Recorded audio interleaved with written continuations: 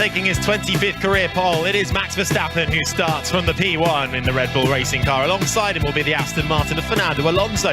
Then row 2, the man who's won here 7 times, Lewis Hamilton in the Mercedes, next to his teammate George Russell. Nico Hülkenberg qualified on the front row, but a 3-place grid drop sees his Haas down into 5th, just in front of the Esteban Ocon Alpine. Then it's the 2 McLarens of Lando Norris and Oscar Piastri in 7th and 8th. Alex Albon top Q2 in the mixed conditions, starts 9th for today's Grand Prix. The Williams in front of Charles Leclerc, who missed out on a Q3 taking part, but he still gets the top 10 start in front of his teammate Carlos Sainz. And the other Ferrari, a 3-place grid penalty for impeding. Then it's Sergio Perez, 3rd race on the trot. He has not made it inside the top 10. He goes from 12th in his Red Bull, ahead of Kevin Magnussen in the Haas. Then it's Valtteri Bottas in the Alfa Romeo, in front of Pierre Gasly, who was not happy after qualifying. He starts in 15th, in front of the home hero Lance Stroll in his Aston Martin, with a 3-place grid penalty as well for impeding. He goes ahead of the AlphaTauri of Nick De Vries. The Williams of Logan Sargent. Yuki Tsunoda lines up in 19th after a 3-place grid penalty shock for impeding, and Zhou Guanyu starts last after issues in qualifying from 20th.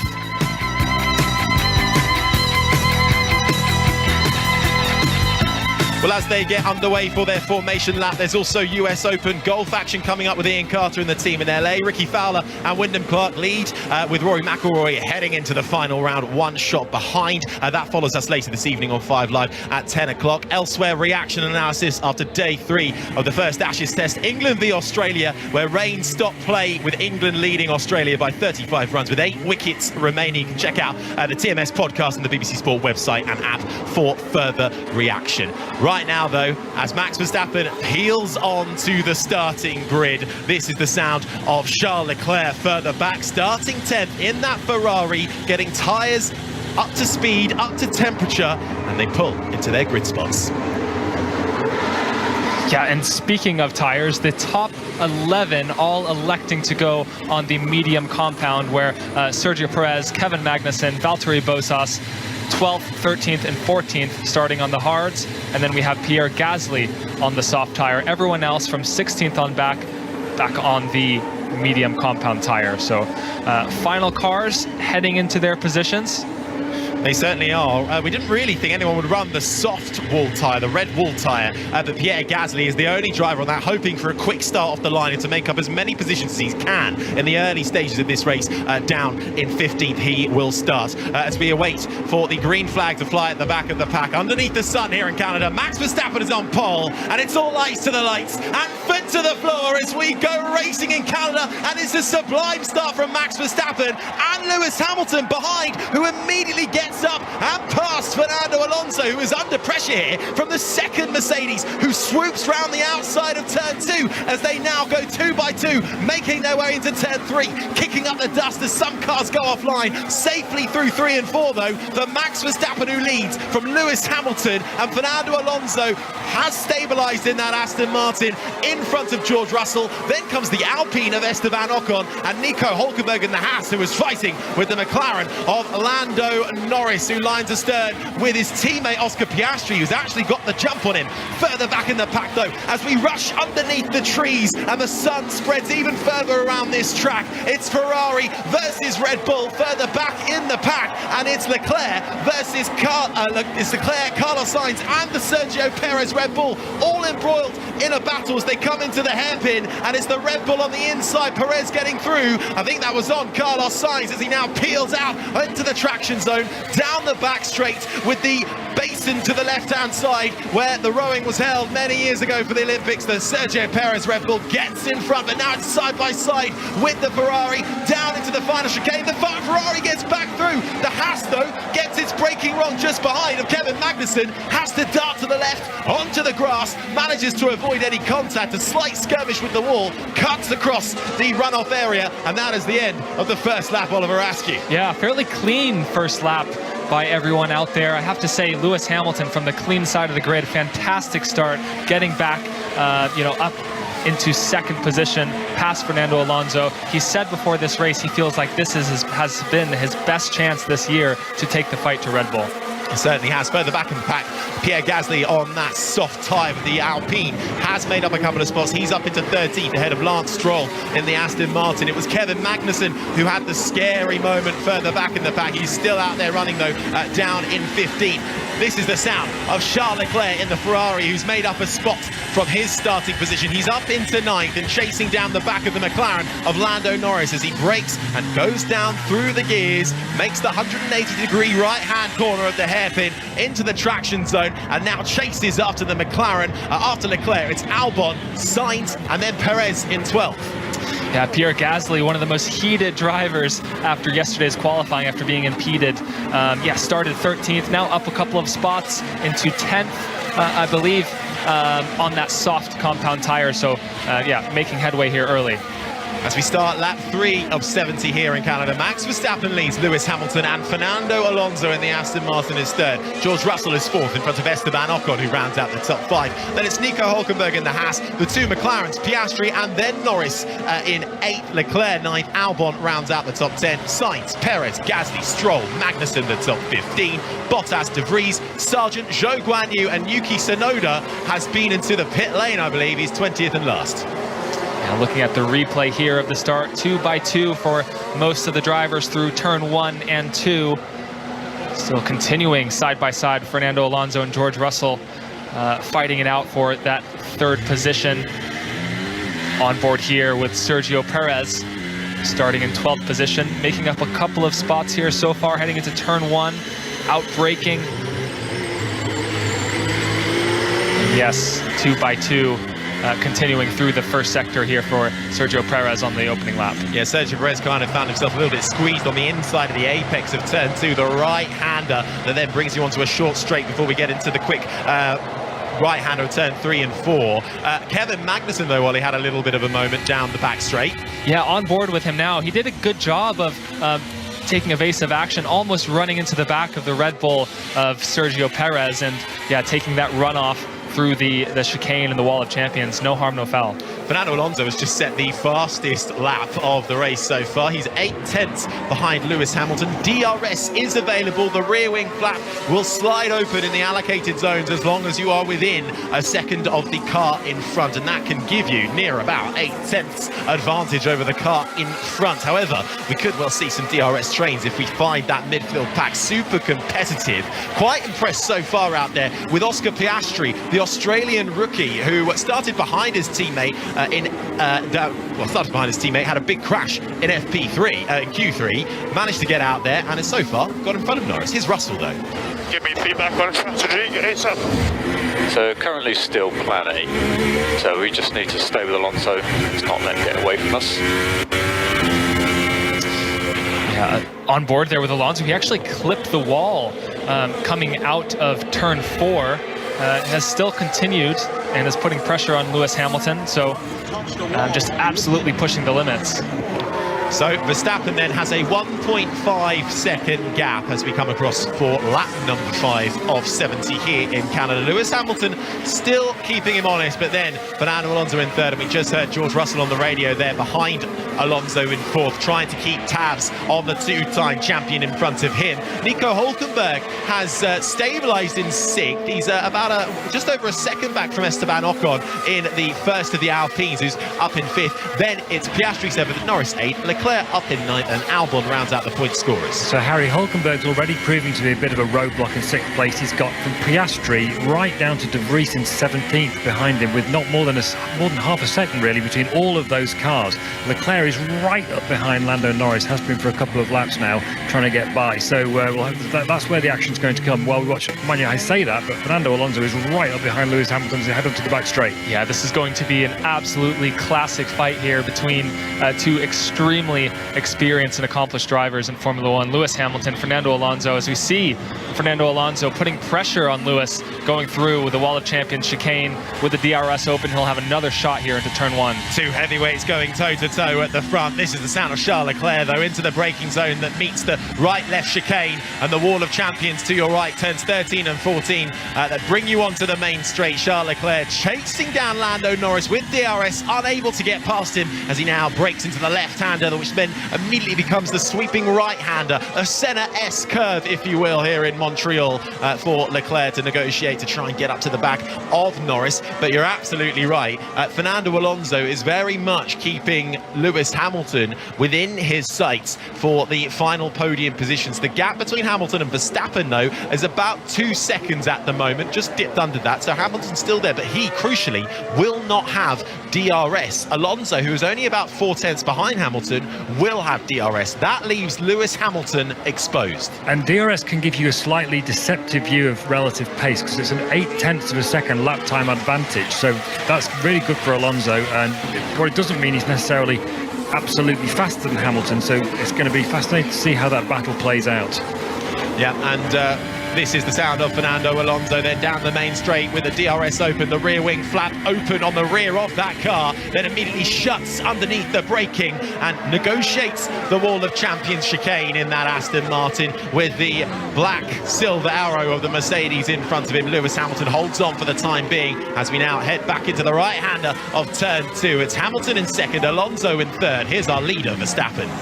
I think tires are more vulnerable than FP2. Understood. So he thinks the tyres are more vulnerable than FP2. We got a little bit of dry running in FP2, but that's what we were kind of mentioning right at the start of the coverage. This is the first time in anger that a lot of these drivers will be able to see exactly what these slick tyres can do. Max Verstappen and the majority of the field on the medium compound of tyre. Those on the hard are way down the field. They're trying to go as long as they can into this race. They're going to be hoping for some kind of interference, whether that may be through a safety car or other means. And those runners are Sergio Perez in the Red Bull, Kevin Magnussen in the Haas, Valtteri Bottas in the Alfa Romeo, along with Yuki Tsunoda, who's already had an early pit stop. We've got a yellow flag in sector 2. Here's Sargent. The car, stop the car, park near commercial post, critical message. Sounds like Logan Sargent then in trouble and may well be out of this race, and the reason for the yellow flag. Back up though in the midpoint squabble, Oscar Piastri has been hunting down the Haas of Nico Hülkenberg and managed to make it through. Next up is Lando Norris, who wants to try and find a way past the Haas down into the final chicane. He can't quite do it with the addition of DRS because Hülkenberg has also got DRS now down into turn 1, and Hülkenberg can breathe a slight sense of relief as he slows dramatically under the virtual safety car, which is now out to deal with Logan Sargent-stricken Williams. He actually slowed so much that I think it caught Lando Norris by surprise a little bit as they headed into the right-hander of turn 2. Norris just having to do a little bit of avoiding action and put that McLaren up onto the curb. Yeah, and as we see Logan Sargent, his car being rolled back behind the barricades. He's out of the car and okay. No contact to that car as far as I know. It sounds like a engine or a technical issue that team has spotted via their data. So here's a replay with him. We're on board with Logan. Up through the gears into the right-hander that then approaches turn number 6, and he just loses power.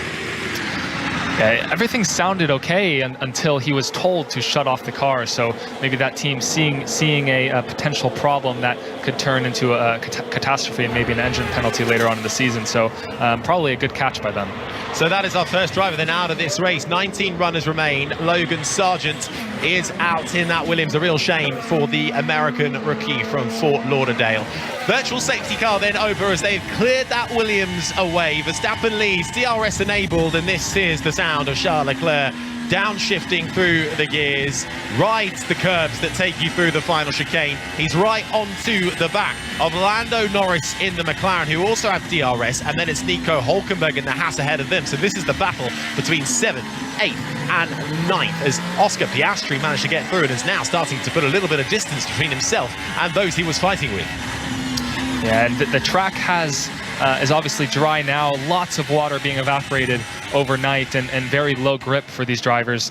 We also have more sun, so more track temperature during this race, and with less grip, becomes a less durable Pirelli tire. We're already seeing a number of separate races developing here. One is Max Verstappen on his own.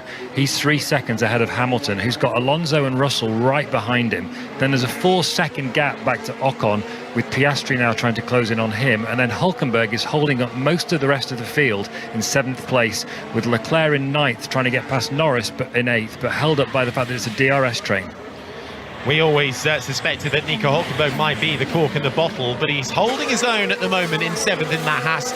Was on course to start 2nd, but a infringement under the red flag conditions in qualifying saw him drop 3 places. He started in 5th. The Haas is now down into 7th, keeping Lando Norris and Charles Leclerc at bay for the time being. And now talking about separate races developing, this one is still absolutely going on as the St. Lawrence River, which surrounds this man-made island that we're on, engulfs the track. Oscar Piastri, we're just seeing the way he got through Nico Hülkenberg down into turn 1 and then had the inside for the right-hander of turn 2. Nice move for the Aussie, but it's 2nd, 3rd and 4th we are focusing on at the moment. It's Lewis Hamilton in the Mercedes, Fernando Alonso in the Aston Martin, and George Russell in the other Mercedes, all separated by just a few car lengths. Alonso has fallen slightly back into the clutches of George Russell as they now run to the approach of the right-hand hairpin of turn 10.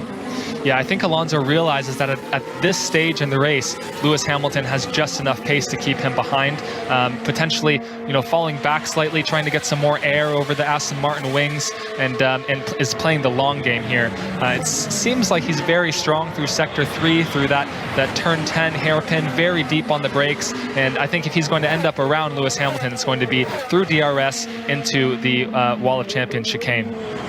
Lap 11 of 70, Verstappen leads by 3.5 seconds. Lewis Hamilton is 2nd. Fernando Alonso rounds out the top 3, with George Russell engulfed in that final podium battle for the time being. Then there's a bit of a gap, 5 seconds or so, to Esteban Ocon in the Alpine, who's a little bit of no man's land, because then comes Oscar Piastri in the McLaren in 6th. And then it's Nico Hülkenberg in the Haas in 7th, who is keeping everybody else behind him. Lando Norris in the McLaren, Charles Leclerc in the Ferrari is in 9th, and Alex Albon still holding on in front of Carlos Sainz into 10th position. Then it's Perez in 12th, Stroll, Magnussen, Bottas the top 15, De Vries, Zhou, Tsunoda in 18th. Pierre Gasly has just come into the pits. He was on the soft compounder tyre. He's now fallen back down to 19th as last. So I was hearing from a strategist before the race that if someone picked a soft tyre at the start, they were only going to run it for a few laps and then they would do it. The strategy is to then get yourself some free air to run at your own pace. Gasly thinks the Alpine's a quick car, so now he's done that. He's taken that stop. I don't know what tyre he's going to change onto. Let's have a quick look at the thing. Hard tyre, so he's now going to go run long and try and make up some spaces. I think I hit a bird. Understood. That was Max Verstappen thinking his Red Bull may have made contact with some of the wildlife here. It is well known for the wildlife around here. Birds and groundhogs all located around the track. A move going on, which then doesn't really become a move down to the chicane. Lando Norris was on the inside of the Haas of Nico Hülkenberg, was about to make the move stick, but then the Haas peeled straight off into the pit. So Hülkenberg is in, Piastri is in 6th, then it's Norris now through to 7th. Under pressure though in that McLaren straight away from the Ferrari of Charles Leclerc. Then comes Alex Albon, then it's Carlos Sainz now into the top 10, but it's the battle for 7th that is raging on. Norris, Leclerc, Albon. Yeah, quite a funny moment there between Lando Norris and Nico Hülkenberg. Norris going to the inside through the final chicane, and then all of a sudden Nico goes accelerating around the outside and catches Norris off guard. Oh, and we see George Russell. George Russell has had some sort of contact with the wall, and he has lost the entire right-hand side of his front wing. He's made contact with the rear of that Mercedes as well. The right rear tyre is completely deflated. That has brought out a safety car as they roll down into the hairpin. Big damage onto that Mercedes. Verstappen's in the pits. I'm sure Hamilton and Alonso will probably follow him in, or will they? Let's find out. Let's find out. Max Verstappen is first into the pits. Lewis Hamilton does indeed follow, as does Fernando Alonso. Huge impact on this race here. George Russell with a huge amount of impact on that Mercedes. It's a nice quick stop down at Red Bull, 2.3 seconds to get that Max Verstappen car back out onto the track. It's a little slower down at Mercedes though for Lewis Hamilton, lost a second, and it's had a bit of an unsafe release though because Fernando Alonso had come out right behind the Mercedes. The gap, mere millimeters between the Mercedes and the Aston Martin. The Mercedes in front, Alonso just behind. So the Ferraris have not pitted, neither has Sergio Perez. Perez, it makes sense, is on the hard tyre. Ferrari are gambling. Again, it's about track position and using their pace. They were getting frustrated behind Norris with Leclerc. How's that going to play out for them? Yeah, other pitters include Esteban Ocon in the Alpine, Piastri, both McLarens, along with Norris has Albon too. This is the sound of George Russell. Let's see what happens then into the braking zone of turn 8. Oh, he just gets high-sided on the second apex curve. The sausage curve there, completely loses his steering. As we see from this camera angle, yes, just smashes the right rear into the wall and it's game over. Yeah, and that was coming to the right-hander of 8, and the wall then is on the exit of 9. Here's what he says. I'm out, guys, sorry. Copy. Sorry. George Russell then out of this race, the second retirement for this season for the British racer. We're just having another look at what happened in the pits as well between Mercedes and Aston Martin. You're just ahead, just ahead. Break up and stop, guys. And this is the sound of Fernando Alonso, and I think he might have something to play. Took break on the pit. You had to brake there, yeah, it looked pretty dangerous to me. Well, what did you make of that? Was that an unsafe release? Because I don't Mercedes think so. Released right into the path of that. I don't think that was unsafe. It looked to me like Fernando Alonso was trying to sell an unsafe release and by moving and swerving down on the pit lane. So I'll have to get a closer look at that, maybe see some data. George Russell might not be out of this race. He has made it back to the pits. The mechanics have gone to work on all four sides of that tyre. They're having a real look at the right rear of that car, but they're saying no. And actually, they're not saying no. One of them did cross his arms, but the others have then said, no, good to go, let's go. George Russell peels out of the pits. He weaves the car slightly from left to right as he makes his way out, up through the gears. George Russell in that Mercedes, he's had a pit stop and he's come out on the hard compounded tyre and he is back out into this race. Meanwhile, his teammate under investigation for the pit lane incident between himself and Fernando Alonso. Will that be an unsafe release? Well, it's now in the steward's hands. We are still under safety car conditions. You're listening to live coverage of the Canadian Grand Prix here on BBC Radio 5 Live. We are on lap 14 of 70. Max Verstappen leads, but we have had a safety car after George Russell in the Mercedes found the wall. By some kind of miracle, he's made it back to the pits. They've changed the tyres, had a look at the rear end of that car, which took huge contact to the wall on the exit of turn 9, a fast left-hander that approaches the hairpin here in Canada, but he is back out onto the track with a change of tyres. So the ones that didn't pit are the two Ferraris of Charles Leclerc and Carlos Sainz. They have now shuffled up into 4th and 5th. Sergio Perez right behind them. He's on the hard compounder tyre. That's where he started. He has not pitted. He is up into 6th place. Let's give you a rundown of the order just so everyone's clear. Verstappen, Hamilton, Alonso, the top 3. Leclerc, Sainz, the top 5. Perez, Magnussen, who also didn't pit, along with Bottas, have found themselves in 7th and 8th. Ocon, Piastri, the top 10. Then it's Norris, Albon, Tsunoda, Zhou Guanyu, Nico Hulkenberg is 15th, Stroll, De Vries, Gasly, Russell 19th and last. And just feedback on the car. It's a bit bent, but I think it's okay. Well, it's a bit bent, but it's okay for George Russell, who, this is the sound you're hearing on board with the British racer who makes his way through the right-hand kink of 5. That is that's quite amazing, Andrew. They've got that car back out there. I'm astonished, just as Ollie. I can't believe that car's still running. He hit the wall. It was a pretty big hit. We saw bits flying off the car. The wall's damaged. There's wheel imprints on the wall. I don't know how bent it is. Here's Hamilton. Where does the damage come from? That is off George's car, we believe. Okay, so he's talking about the damaged bits on the track, I think, by the sounds of that. Meanwhile, the decision not to pit for Ferrari has put Leclerc and Sainz in 4th and 5th places ahead of Perez on the harder tyre in 6th. Now, the reason the hard tyre was expected to be the favoured tyre for this race and why everybody in the field now is on it, apart from those two Ferraris, is because it was prone to graining.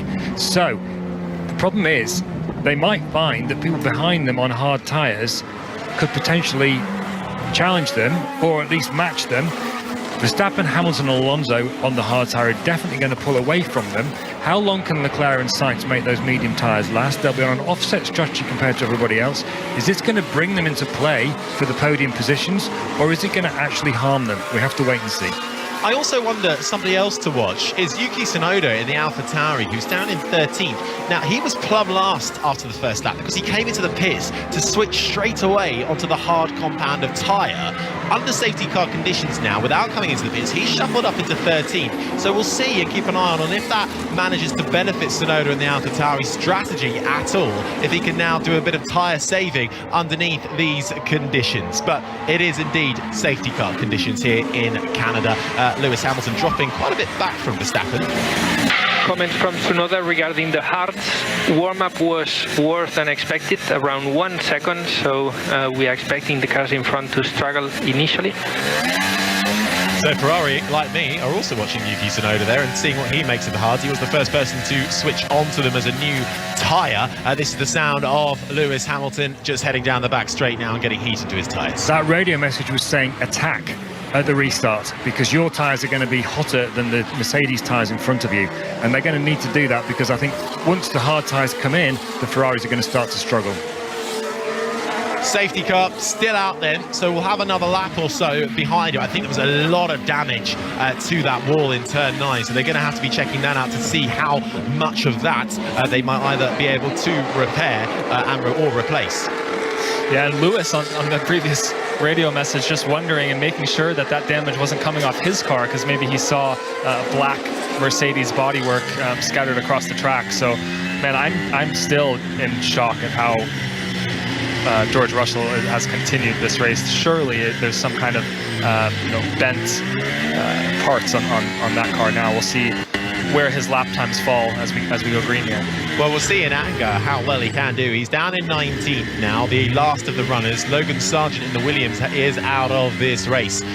This is the sound of Sergio Perez at the start of this race, up through the gears and down into the left-hander, who was embroiled in a great fight with Carlos Sainz in the second of the Ferraris, and Sainz really getting his elbows out, going into the right-hander of 8, where George Russell then found the wall and the reason for the safety car, and in the end Perez was able to continue that battle and win it. But Sainz down the back straight, who you can hear now, through with DRS round the outside and into the final chicane in that Scarlet Red Ferrari, made his way through. So safety car coming in at the end of this lap as we celebrate 50 years of the safety car. Max Verstappen will now take over control of this race. Hamilton behind, Alonso third, Leclerc, Sainz the top 5, Perez, Magnussen, Bottas, Ocon, Piastri the top 10. And he slows right down to Verstappen. He's weaving left to right down the back straight, which runs parallel to the Olympic basin, a huge rectangular basin created for the rowing and canoeing here in Montreal in the 1976 Summer Olympics. The sun that was out at the start of this race has just been covered slightly by a bit of grey cloud, but it's still in the distance. It is fairly hot as well. When will Verstappen go? That is the question. He is trawling through into the chicane, and I think he has floored it. He goes through the right hand and then to the left. The wall of champions to his right, and his foot to the floor for Max Verstappen, who makes a great start as we get back under green flag running here in the Canadian Grand Prix. Hamilton is second, but he is under pressure from Fernando Alonso in the Aston Martin. They are nose to tail, along with Charles Leclerc, who is being told to attack on these medium tyres, along with his teammate Carlos Sainz. They are the only two on the mediums in the top 6 and have not pitted under the safety car conditions, along with Sergio Perez, who runs 6th on the hard compound of tyre. Verstappen, Hamilton, Alonso, Leclerc, Sainz the top 5, Perez, Magnussen, Bottas, Ocon, Piastri the top 10. Kevin Magnussen benefiting massively from that last safety car period, one of the earlier cars to pit. So yeah, he's certainly undercut a few there running in P7. Except, Ollie, we had a message on the screen. Magnussen, Bottas and Ocon, running in 7th, 8th and 9th places now, are all under investigation for potentially overtaking while the safety car was out, so they could be in some trouble. Yeah, usually if you overtake onto a safety car and that's the accusation, it's usually pretty slam dunk, but we'll keep you abreast on that. Nothing coming up on our race control screen as an outlet for that. pit lane incident involving Norris has been noted for an unsafe release as well. So lots of action going on in the pits. Speaking of Norris, the two McLarens are embroiled in a great fight along with the Williams. Norris ahead of teammate Piastri in 10th. Piastri trying to find a way through. He's in the middle of this sandwich as they head on to the main straight and dive down into turn 1. Piastri is all over the back of Lando Norris. He tries to sling it down the inside. Norris defends nicely, and the Williams of Alex Albon just watching on behind, waiting to make his move if the two McLarens falter, as we race our way now through the trees and underneath the short bridge that runs over several parts of this track. The right-hander kink awaits you before you then get into the braking zone of turn 6. Yeah, surely Oscar doesn't want to make any silly moves on his veteran teammate Lando Norris, as we see here on board with Lando. Oscar, though, sometimes the best defense against Alex Albon behind is an offense. So as we see Lando going on the inside of turn 10, that's how he got around Oscar Piastri. Easy, textbook overtake. Down the inside into the hairpin and up through the gears on exit, down the back straight, and that was how Norris made his move on his teammate Piastri. Pit lane incident involving Hamilton and Alonso was noted, now under investigation for an unsafe release, and that sounds like there may well be a penalty coming Lewis Hamilton and that Mercedes team's way. Yeah, of all the unsafe releases that we saw on that pit lane exchange, I don't think Lewis's release was the worst of those. So I'd be surprised if he got a penalty for that. Lap 19 of 17 here in Canada. Max Verstappen leads by 1.6 seconds, and he has just set the fastest lap in that Red Bull. He is looking to take the win and make it 100 Grand Prix wins for that Red Bull racing team. He's still got some way to go, though, but he's had it in hand so far. This is the sound of Charles Leclerc in the Ferrari into the braking zone of the right hand of the 180-degree full lock hairpin, locking up that front right tyre. He's on the medium compound tyres, has been since the start of this race. They've now been running for about 19 laps as DRS then becomes enabled. Leclerc and Sainz running toe-to-toe right now in sequence around this circuit Gilles Villeneuve. Yeah, those small locks of the front tire on entry is certainly not going to help the longevity of that medium compound tire, as we see both Ferraris running line astern in 4th and 5th. And work being done then on the Ferrari pit wall to try and see where their strategy is going to take them. They are still quite close to each other on track, actually, so this could develop into a nice little battle between the two Ferraris, but that midfield pack two spicing up nicely. The two McLarens are still fighting, and in his defence of the Williams behind, Oscar Piastri in the McLaren has to cut the final chicane, and that as Lando Norris actually has to cut the final chicane as Albon has managed to get in front of Piastri. Yeah, that was Oscar Piastri locking up on entry to the final chicane, having to go wide through the runoff, and that just gave a chance to Alex Albon, who we believe has the faster car with those upgrades on the Williams this weekend. That's the voice of the American racing driver Oliver Askew, alongside myself, Harry Benjamin. Also joining us in the commentary box is the BBC's chief F1 writer, Andrew Benson. And as the two McLarens were battling further back in the pack, it was Oscar Piastri making a mistake, locking up coming into the final chicane at the end of the long back straight and having to cut the corner, and that allowed Albon in the Williams to swoop past the Williams that is running new upgrades this weekend.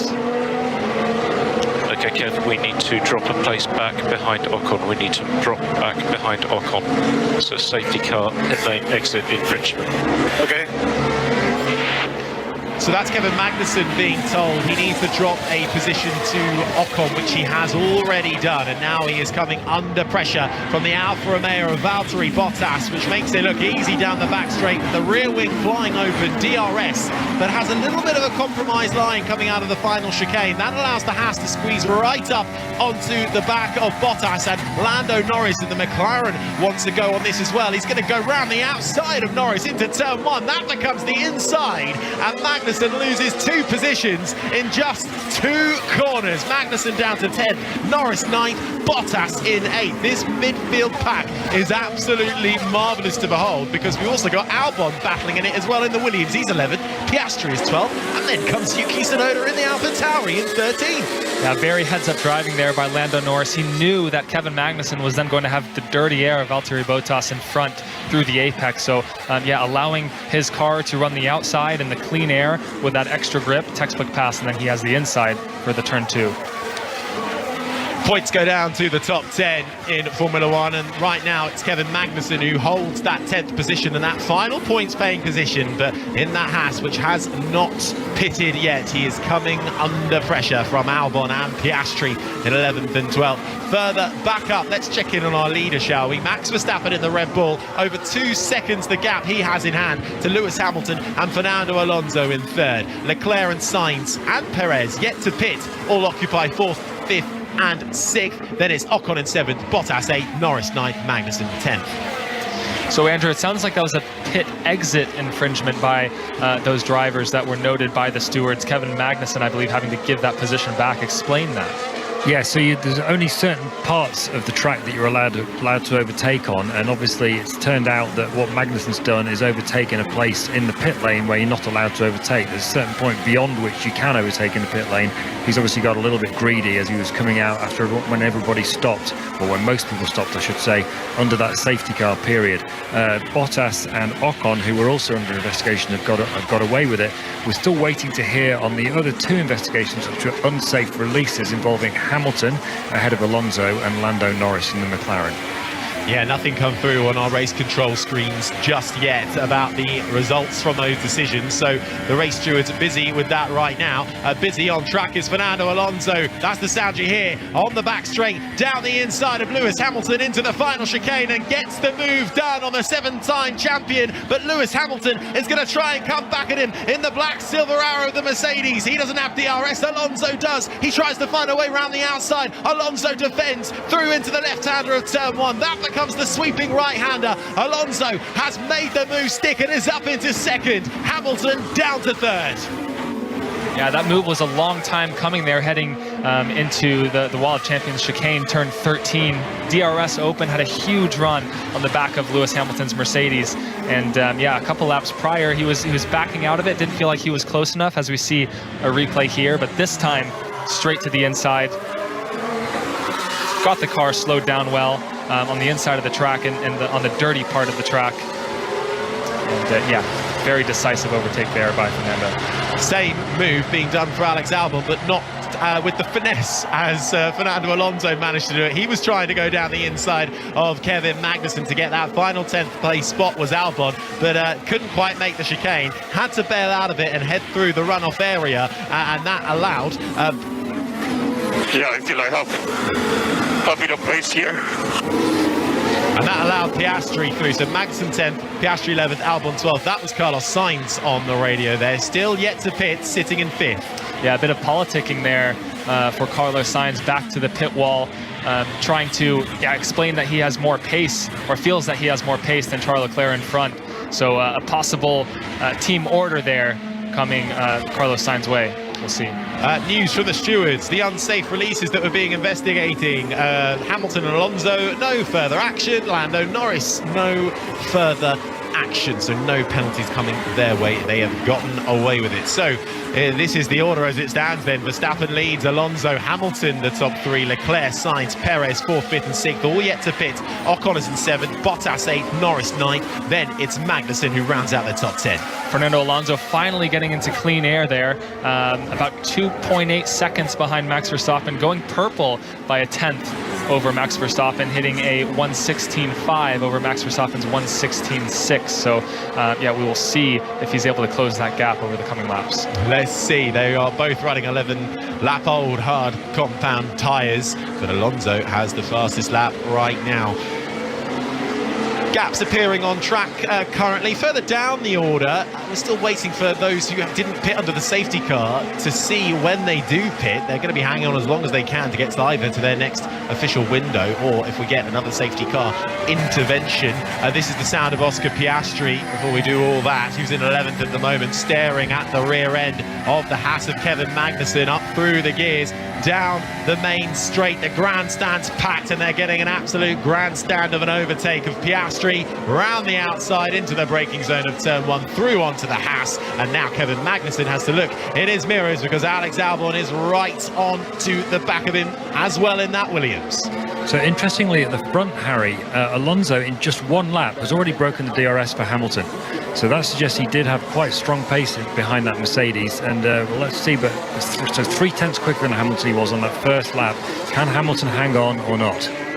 Can Alonso close in on Verstappen? Wouldn't that give us something all to shout about as well? That would be amazing. 3.4 seconds the gap is between Verstappen and Alonso. Then Hamilton, Leclerc, Sainz. Here is Leclerc. And Charles, we want a clean and fast stint. Sainz will not attack you. Okay, well, there's the politics put at bay for the time being. Carlos Sainz will not attack Charles Leclerc. Just a George Russell update after his big crash into the wall, making heavy contact, bringing out the safety car, came into the pits. We all thought it might have been day done. He went out back on track, but he's still 19th and last, 6/10 the gap between himself and Pierre Gasly in the Alpine. So we can't find a way through on Gasly. So definitely some lasting effects on that Mercedes. I think it might be fair to say, himself saying on the radio, well, it's a bit bent, but it's going. Do you know what? I'm wondering whether Ferrari are trying to one-stop this race. 25 laps, 26 laps now into the race. They're still on the medium tyre. They're saying they want a clean and fast stint. No racing between them. Leclerc's now gapped Sainz to 1.3 seconds. I think they're going to try and extend this stint, do one stop, and that would potentially bring them into play for the podium positions. I wonder if they're going to one stop, they're going to have to go to maybe around lap 43, lap 50, something like that. No. People said the hard tyre will go a long way. Okay. So yeah, the risk is that they might be ahead of the two stoppers when the two stoppers come in or come back out, I should say. But can they hold them off? Right. Ferrari putting on some strategic smarts, you say? Well, let's see whether it's smart or not, but some strategics, yes.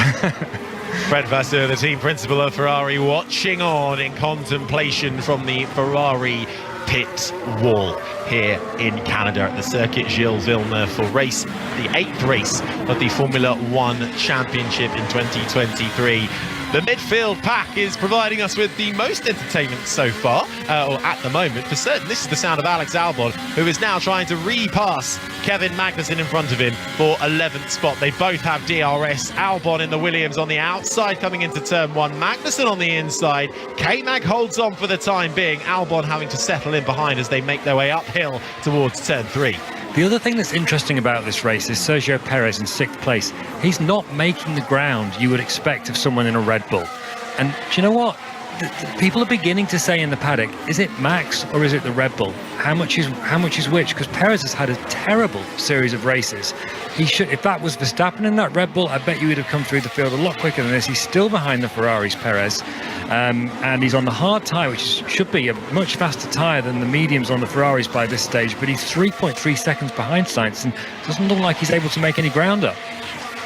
That will certainly be one to ponder throughout the rest of the action and perhaps throughout the rest of the season for Sergio Perez. Another poor qualifying to his name, and as Andrew says, up into 6th without pitting on that hard compounded tyre and not able to make the progress that you would expect. Making progress, and he's been involved in quite a few dicey overtakes so far as Lando Norris in the McLaren. He's right up behind Valtteri Bottas in the Alfa Romeo. Further back though, Lance Stroll does exactly what Kevin Magnussen does right at the start of this race, and under the braking zone into the final chicane is squeezed out onto the left hand side into the grass, nearly loses control of his Aston Martin. And I'm not sure if I think he did need to pit because he was always going in there, but the rate at knots of the cars in front of him that came up close in the braking zone saw Stroll have a bit of a hairy moment as he then raced into the pit lane, which powers straight into the pit stops, and Aston Martin and Alpine and Aston Martin and Lance Stroll doing a good job there for Lance Stroll and getting him back out, but he comes out plumb last on the hard compounded tyre. Yeah, a little update on the British driver George Russell, involved in an incident of his own earlier on in this race, running about a second behind Pierre Gasly in P18, but he's not making much ground. He's 2 seconds off the last lap of his teammate Lewis Hamilton. So definitely some damage to that car. Is Verstappen radio? I have no grip on this tyre. Yeah, copy that, Max. Max Verstappen reporting his grip status on that tyre at the moment. His gap 3.5 seconds in the lead to Fernando Alonso. Once again, though, on the back straight, it's Alex Albon trying to find a way through on the Haas of Kevin Magnussen. He tries the outside into the chicane, but then manages to power straight through on Magnussen on the exit and down the main straight. The Thai racer gets the move done on the Dane into turn 1. Albon up into 11th, Magnussen down into 12th, into the clutches now of Yuki Tsunoda in the AlphaTauri. Then comes Zhou Guanyu in the Alfa Romeo, Nico Hülkenberg in the second of the Hasses, Nick De Vries is 16th in the AlphaTauri. They're all really nose to tail, but unable to find a way through on each other. And switch right, switch right. Happy orders. White box. Not yet. Stay out, stay out. So Carlos Sainz on the radio there, speaking to his Ferrari engineer, doing a little bit of negotiating about when they might box and what mode they might well be in. Sainz once again perhaps overruling his team there. Lap 29 of 70 here in Montreal. Max Verstappen leads, Alonso, Hamilton the top three, Leclerc, Sainz and Perez 4th, 5th and 6th have not pitted. Esteban Ocon is 7th, Valtteri Bottas, who is also not pitted, is in 8th, along with Lando Norris is 9th and Oscar Piastri 10th. Then it's Albon in 11th, Magnussen, Tsunoda, Zhou Guanyu and Nico Hülkenberg rounds out the top 15. Nick De Vries, Pierre Gasly, George Russell, who had a big crash earlier on in the race, clouted the wall, made it back to the pits, and by some miracle Mercedes have got that car back out on the track, but there is clearly some lasting damage onto that Mercedes because he is not making any inroads on Gasly in front of him. Lance Stroll is the only driver behind Russell who has just come into a pit stop. He's now done 2 stops and he's back out on the hard compound of tyre in his home race. Yeah, we were wondering if Fernando Alonso would then close the gap to Max Verstappen after he got clean air around Lewis Hamilton, but that's not the case right now. Max Verstappen putting 4/10 on Fernando Alonso on the previous lap, and he now has almost a 4-second gap there at the front. I think what's interesting, Ollie, I don't think anyone would really have expected Alonso to challenge Verstappen, even though he has got some upgrades on that Aston Martin this weekend. What's interesting is how much pace advantage he's got over Hamilton. Here's Verstappen's radio. I'm just losing grip with this tire now. Yeah, okay, Max, I think we've got that message. Thank you. Just head down. Red Bull obviously not interested in taking Verstappen off the hard tyres anytime soon. So I was about to say that Alonso was pulling out half a second on Hamilton, which he had on the previous lap, but they pretty much matched each other. Actually, Hamilton was just over a tenth quicker than Alonso on that last lap, but he still doesn't alter the fact that Alonso is now 2.4 seconds ahead of Hamilton after overtaking him a few laps ago. So it does look like he's got that gap to the Mercedes under relative control at the moment. Yeah, that was an amusing message from the pit wall there to Max Verstappen. Clearly, they have a better picture of what's going on track, and he's still the fastest car on track, even though he's complaining of his grip state.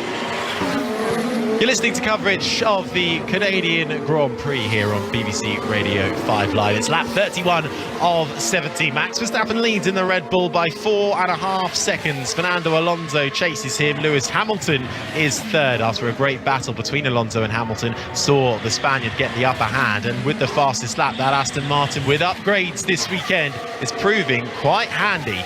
Leclerc and Sainz in the 2 Ferraris are 4th and 5th. Now they're on the medium compound of tyre which they started this race with. They have not come into the pits yet and are trying to extend their strategy as far as they can. Sergio Perez in the Red Bull, who started out a position outside of the top 10, is currently occupying 6th, having also not pitted, but he's on the hard compound of tyre and is not cutting his way through the field as we would expect. Ocon is in the Alpine in 7th in front of the Alfa Romeo of Valtteri Bottas, and it's the 2 McLarens of Norris and Piastri that round out the top 10. Nico Hülkenberg has just peeled off into the pits, down from 15th position. He actually started this race in the top 5. Should have been a front row start for the Hulk, but a penalty after qualifying saw him hit with 3 places. But it's a fairly tidy pit stop as he screeches the wheel. Smoke rises from the rear tyres as the Haas peels off out of the pit lane, which actually feeds out into the right-hander of turn 2. So you completely miss turn 1, the left-hander. Instead, you're straight out and into turn 2. I don't understand that pit stop for Nico Hülkenberg. That was his second pit stop, and they're not even halfway into this race. So obviously struggling with the conditions out there, maybe the grip of that car. Here's Verstappen's radio again.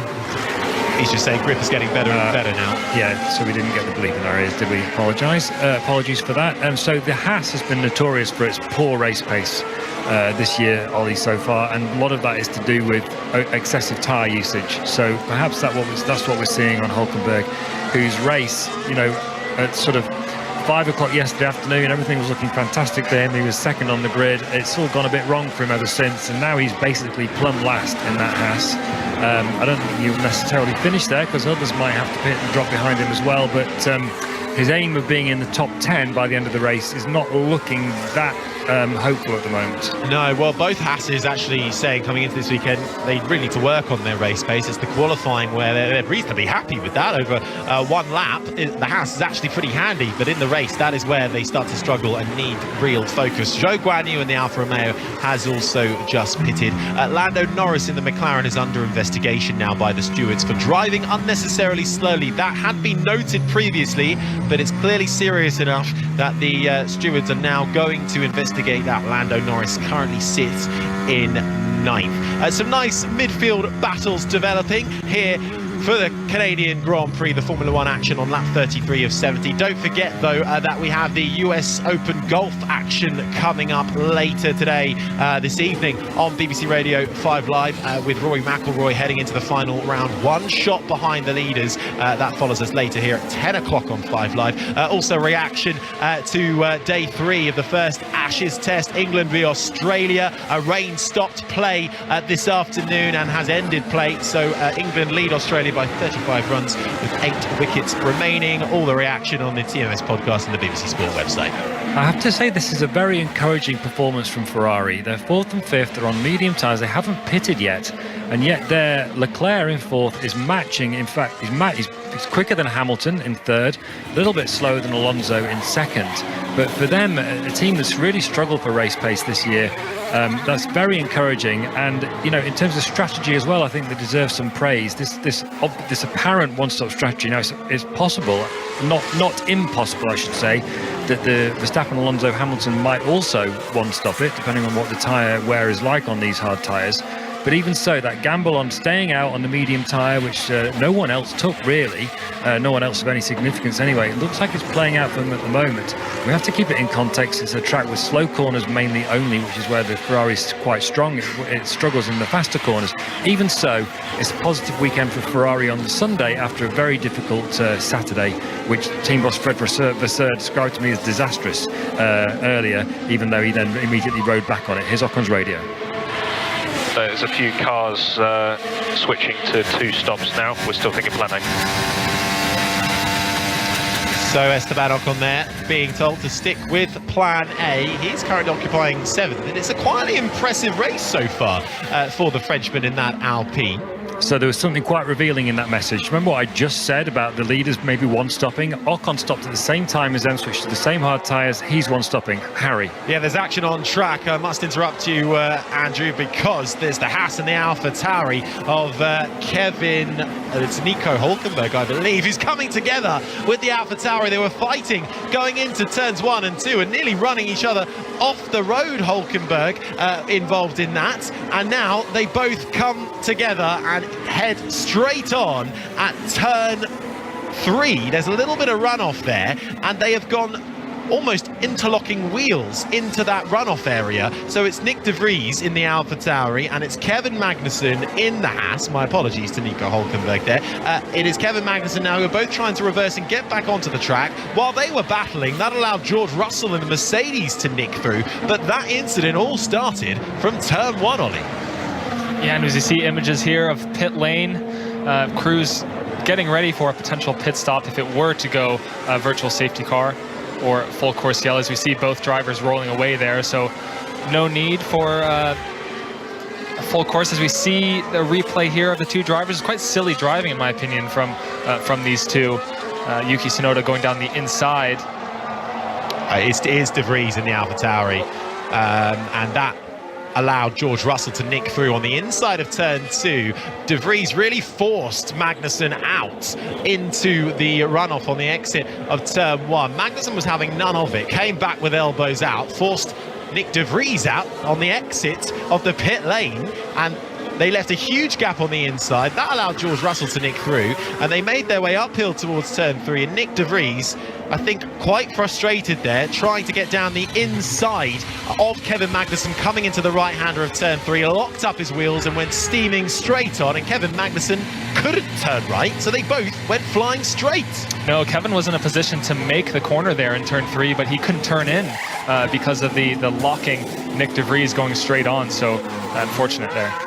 Just to cast people's mind back a bit, 2016 Austrian Grand Prix, Nico Rosberg and Lewis Hamilton battling. Rosberg got penalised for a move. It wasn't very similar to that. I mean, with Hamilton, they ended up colliding, and Hamilton's wing, the Rosberg's wing was damaged. Hamilton won the race as a result of that. But it's the sort of thing that de Vries could get penalised for, and we're just seeing a message from race control, incident noted, causing a collision. Yeah, no shots there. I would think that would then become an under investigation. But we are getting a few pit stops. The yellow flag has been cleared because Magnussen and de Vries both able to get going again and have both come into the pits for a fresh set of tyres. So Bottas and Gasly, I think, have just peeled out of the pit lane. Lap 37 of 70. Max Verstappen leads Alonso and Hamilton. Meanwhile, 2 laps after Alpine said they were going to stick with plan A and not do a 2-stop, Ocon's just pitted for fresh tyres. So I don't know what the hell's going on there. Changing all the time. But it does raise the question about, will the leaders 1-stop like the Ferraris, or will they do 2 stops? And that could have a big complexion change on the race. And still, all the time, Charles Leclerc, Carlos Sainz and Sergio Perez have still not come into the pits. Still out there, it's the 2 Ferraris that are actually quietly impressing, staying out on the medium compound of tyre. Sergio Perez, though, as I say that he still hasn't pitted, finally comes into the pits, and Perez will receive some quick action from his engineers. We'll be hoping as he trundles down the pit lane and peels in to his grid spot right at the top. Piastri follows him in the McLaren as well. It is a nice tidy stop for Sergio Perez. 2.3 seconds the gap. Race control information here coming for Lando Norris, a 5-second time penalty for car 4, unsportsmanlike behavior. Not sure what that's coming from. Well, I wonder if he was under investigation for slowing down unnecessarily, but I've never seen, I don't think in my time, which albeit is short, unsportsmanlike behaviour being a reason why somebody has been given a 5-second time penalty. But that is what has been dished out to Lando Norris, who currently resides in 11th spot in this Grand Prix in that McLaren, as Carlos Sainz in the Ferrari, who we ride on board with now, down the back straight, has been told to box. He is coming into the pits for his first pit stop and going to get rid of those medium compound tyres. And so he heads in and trundles down to the pits. So now we are just awaiting, really, Charles Leclerc to come into the pits, because Sergio Perez came into the pits last lap around. Harry, is he going to get out ahead of Perez? That's the question here. That's why Ferrari's reacted with Sainz, not Leclerc. It was a very quick stop. It is a quick stop, 2.8 seconds for the Ferrari, who now powers down full speed. Where is Sergio Perez? That is the question, and he's nowhere near. So Sainz then managing to stay in 5th position. So that is a really, really good call then for Carlos Sainz, who maintains position now with fresh rubber on the hard compound tyre. So he start to use this tyre up if there's anything left in it. I'm already used it. So reading between the lines there, they're looking to pit in the coming laps, in 2 or 3 laps or so. So Lewis Hamilton getting that information from, I believe that was Bono. No hammer time. No hammer time. But yeah, basically is what that means.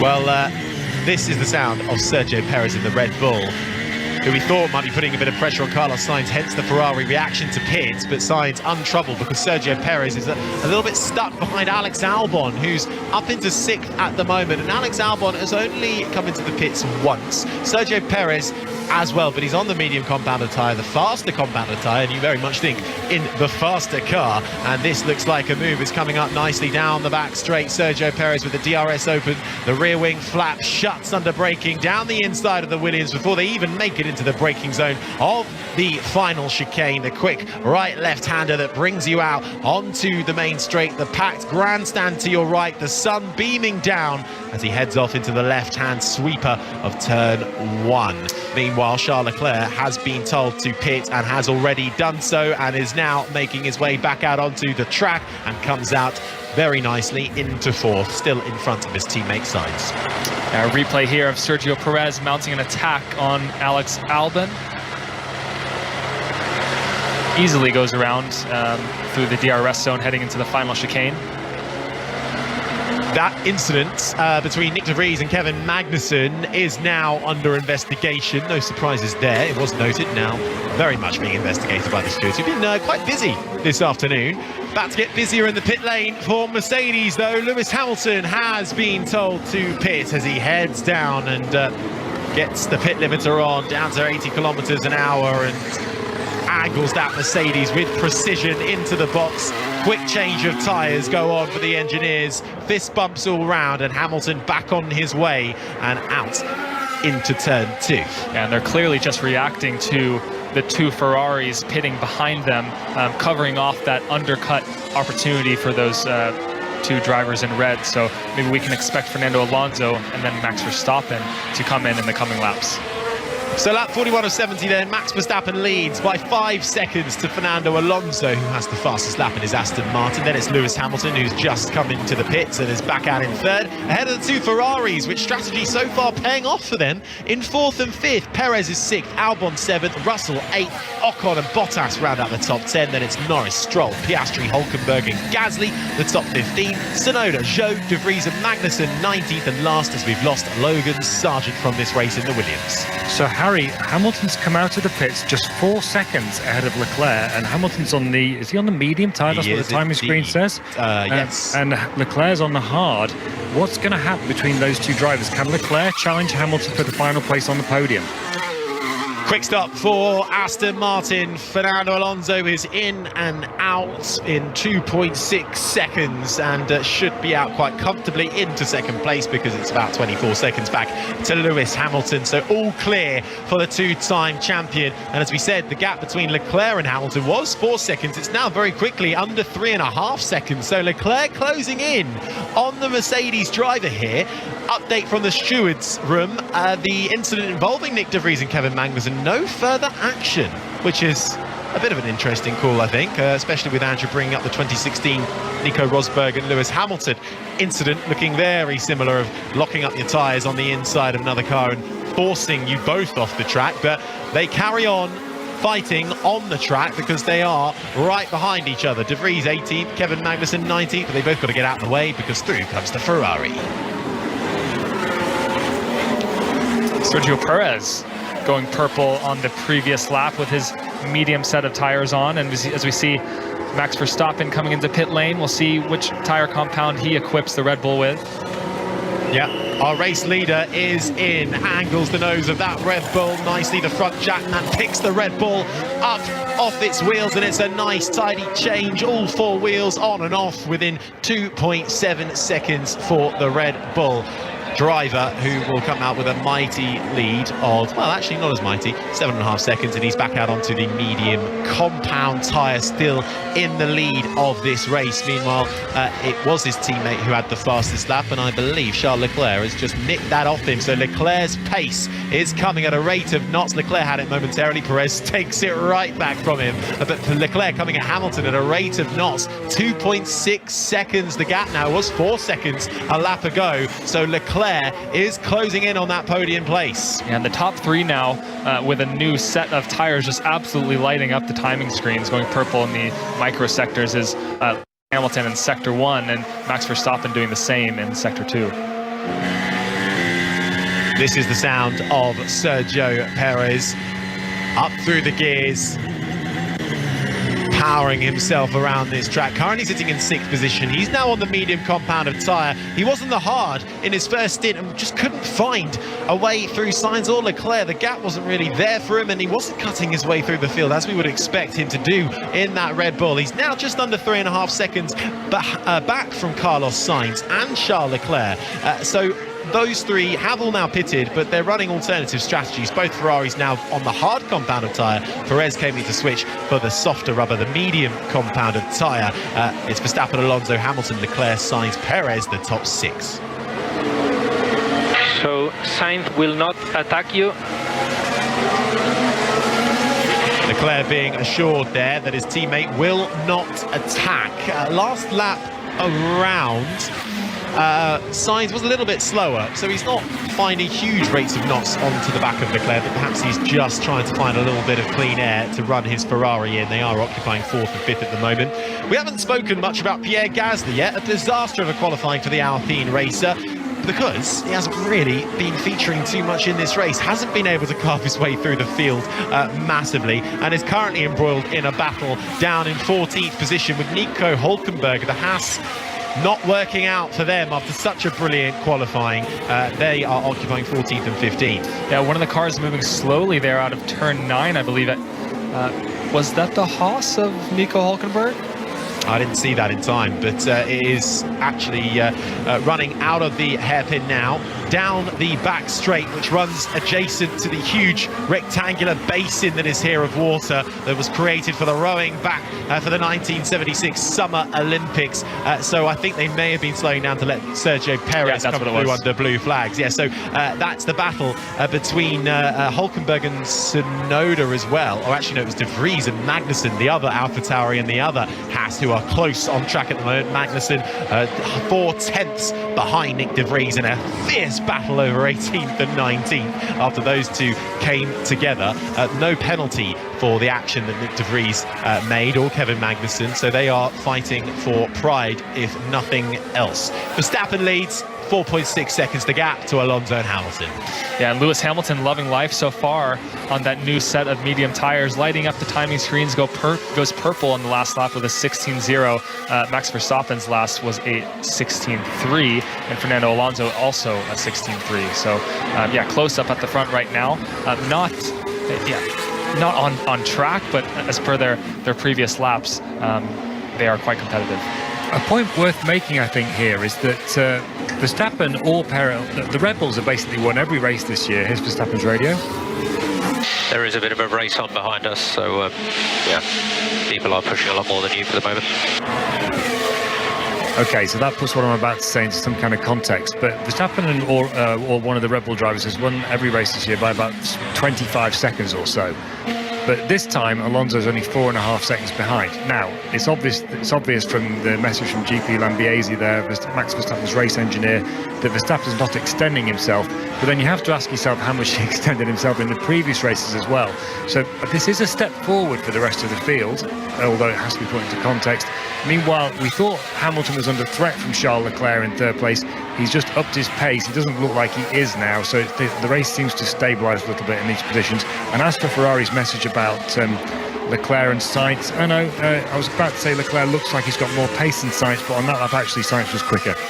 Yeah, the gap between the two Ferraris, who are currently occupying 4th and 5th at the moment, is about 2 seconds. The gap between Alonso and Hamilton now just under 5 seconds. So Hamilton not quite closing in on Alonso as he would have hoped, but he does have the fastest lap on that time around. So Hamilton pushing hard then here in Canada at the circuit Gilles Villeneuve for the 8th race of the Formula 1 calendar. Max Verstappen leads Alonso, Hamilton, Leclerc, Sainz, the top 5, Perez, Albon, Russell, Ocon, Bottas, who's have a quietly impressive race in 10th, currently on course to score a point, but we are still on the 47th lap of 70. Then it's Norris, Stroll, Piastri, Gasly, Hülkenberg, the top 15, Tsunoda, Zhou, Magnussen and De Vries, the top 19. Sargent in the Williams is the only driver out of this race. Yeah, again there, Lewis Hamilton going purple on the previous lap, now putting 4/10 on the previous lap of Max Verstappen. So yeah, I would expect Max to be in complete control of this race. He still has a 4-second lead over Fernando Alonso in 2nd. And yeah, overtaking on this track doesn't come easy. So certainly understanding the race is behind him, but knowing that he has something in his pocket just in case. George Russell in a damaged Mercedes from earlier on. We thought his race was done after he made contact with the wall, but Mercedes got him back to the pits. They fixed that car up and they've got it back out, and Russell, after all the pit stops, has shuffled up into 8th spot now, and he's 8/10 at the moment behind Alex Albon and the Williams in the battle for 7th and 8th, and closing in sharply as they make their way out of the right hand hairpin, which leads you onto the back straight here in Canada. The rear wing flap flies open for that Mercedes with a press of a button for DRS, but I don't think he's quite close enough on this occasion. Has actually a little peer out from behind the Williams of Albon, but he's not close enough as they bounce over the curbs. You tell me when lift and coast is okay. So stop doing it. Yeah, we will do, but please keep doing it now. Please keep doing it. Yeah, I want to win the race, man. Fernando Alonso is not giving up on this race win, not happy lifting and coasting, so the sooner he can stop that, the better. So Alonso holding back there, because clearly, Ollie, lifting and coasting, can we put that in a little bit of context? Are we right on board with the Aston Martin? Oh, as he goes straight on. And that's a big lift. In turn 8 and 9. So pushing a little bit too much through that section. And there's a couple of benefits from lifting and coasting, as we see Pierre Gasly going extremely close to the wall of champions. But I was saying, you know, it saves fuel and also saves tires. So when you're braking as late as possible into these corners, it's putting a lot of stress on those 4 corners and those 4 tires. And by lifting and coasting, it's just putting less stress on those Pirelli tires. So they're just looking for more longevity at this moment, and they're trying to take those hard tires as long as they can. Yeah, well, we're on lap 49 of 70 at the moment, and George Russell is in that Mercedes in 8th spot at the moment, pulling out massively to the side on the back straight to get out of the way, or to get out of the dirty air. We're mentioning that word again in Formula One after the regulations were set out to try and cut that down, but he really pulls out of the way of the Albon Williams in front of him on the back straight. Yeah, George, this race has been running in a lot of traffic, not something that they expected as he started on the second row. So yeah, potentially having to cool the car and the radiators and the side pods by ducking out of the slipstream of the car in front, in this case, Alex Albon. I think we're in for some classic Albon defending. You got the straight line speed.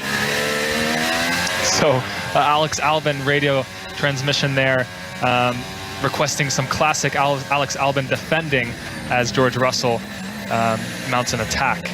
So Williams will be buoyed by this, though, because Albon, yes, it was mixed conditions. He topped the Q2 session, but it was a great showcase of how well they were able to call the conditions from a strategy case. Running in 7th at the moment, a good haul of points for the Thai driver, who's running new upgrades on that Williams. He was the only driver in that team. Sargent wasn't running any of the upgrades, just Albon. So either way, this is a really encouraging signs for a team that are still making their way back to their former glories. Yeah, definitely, and hopefully confidence inspiring for Logan Sargent, who unfortunately is out of this race. The one car on the side of the garage in Williams who doesn't have those updates, so he'll be looking forward to the coming races. Hopefully they will then get the material and the wings and upgrades that they have on that car in the future races. This is the sound of Yuki Tsunoda closing up onto the back of Nico Hülkenberg. Last lap around on the back straight. Nice easy move with DRS down the inside into the braking zone of the right hand and left hand chicane. And the wall of champions to your right, and Tsunoda makes the move stick and gets his AlphaTauri up into 15th spot. Now, I wanted to do a little bit of a weather check because when we look out of the commentary box window, which overlooks the pit lane here, right at the end, we're just overlooking the Williams garages, actually. There is a lot of grey, overcast cloud, but then there are, on the other side of the track, if you look further into the distance of the central business district of Montreal that looks opposite us here in Montreal at the Circuit Gilles Villeneuve, there are blue skies appearing too. I think we could have done with a bit of that rain that's been holding Edgbaston account and stopping the cricket earlier on today. Would be quite nice for some of that to happen now, wouldn't it? Yeah, I wouldn't count out any precipitation here in Montreal today. There is still a very small chance. Here's Hamilton. Yeah, just a note for Lewis Hamilton. Wind is picking up, so good information for the drivers. Not what they want to hear, because these cars can be extremely unpredictable, as we've seen in the past with these gusty winds at this particular circuit, some losing control earlier on in the damp conditions.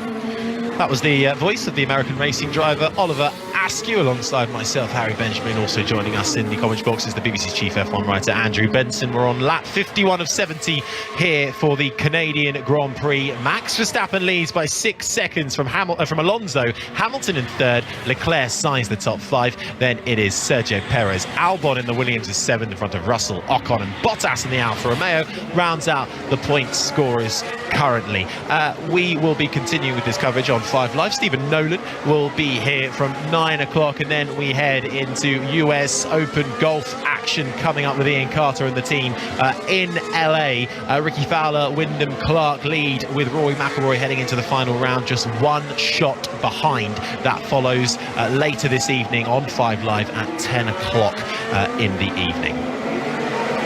So Max Verstappen then finally starting to turn up the wick, goes about a half a second faster than the 2 cars behind on the previous lap. So wasn't taking as much out of the tire early on in that stint with his medium compared to Lewis Hamilton there. Nick de Vries has come into the pit lane. He was now plumb last. He was already last, battling with Kevin Magnussen. So tough day at the office so far for the Haas of Magnussen and the AlphaTauri of Nick de Vries. This is the sound of Lando Norris, who, a reminder, has a 5-second penalty for unsportsmanlike driving. He's currently occupying 11th place. He's making his way through the right-hander of turn 7 onto the DRS straight in the middle part of this track as he flies underneath the trees and the bridge that then make your way through the right-hander of turn 8. Clout a little bit of the curb and power your car through the right-hander of turn 9, the scene of George Russell's crash earlier on in this race, before you find yourself into the heavy braking zone and the right-hander of the turn 10 hairpin. You're almost in a little bit of an amphitheatre there, surrounded by grandstands that are absolutely packed to the rafters, and then it is full beans down the back straight as he tries to catch up to the back of the Alfa Romeo of Valtteri Bottas, who himself has the Alpine of Esteban Ocon in his sights as they clout over the curbs through the final chicane. Still occupying 11th place though for Norris, Bottas in 10th and Esteban Ocon in 9th though, who is closing in on George Russell, who is in 8th in a wounded Mercedes. He hasn't been able to really get right onto the back of the Albon Williams in front of him, and in that happening, Russell is really now coming under pressure from Ocon, Bottas and Norris behind. So I think we're going to have a good battle here for 7th, 8th, 9th and 10th. Yeah, it's in Norris's best interest to try and extend the gap to the cars behind, because he does have that 5-second penalty, but it's difficult for him because he's stuck in a DRS train at the moment. He's got 4 cars directly in front of him, also putting out the worst of the dirty air as he sits behind them. So I'm still very curious as to why he got that unsportsmanlike penalty. I don't think I've ever seen that. I think he was noted for slowing down quite aggressively, and I wonder if that was coming into the pit lane or under the safety car conditions that we had as well. So I'm sure there'll be a lot of talk about that post-race, and we'll hear from him afterwards to see what he made of that decision. But right now, he's in 11th and fighting as hard as he can to get up to the rear end of the Valtteri Bottas Alfa Romeo. This is the sound of the Alpine of Esteban Ocon into the braking zone, down through the gears in the quick left hand, right hand that make up turn 1 and 2. It's a bit of a Senna S shape really, and that brings you then uphill towards turn 3, and then you really come under the trees into this middle part of the track as they race through turn 3 and 4. The right-hand kink of 5 approaches, which isn't really a big corner to negotiate in these modern-day Formula 1 cars. Into the distance, the city of Montreal, as we are on an island here in the St. Lawrence River in the Parc Jean Clapeau on Notre Dame Island. A semi-permanent street course, but it's not really used for anything else throughout the year other than the Formula 1 racing. And we have a slow George Russell in the Mercedes, who has just slowed down, coming into the hairpin and let a bunch of cars through. Let's hear from him. So we think we're going to have to retire this car. Front left brake wear is too high. Tell me what you want me to do. So call the car, just call the brakes down, and we'll box end of this lap.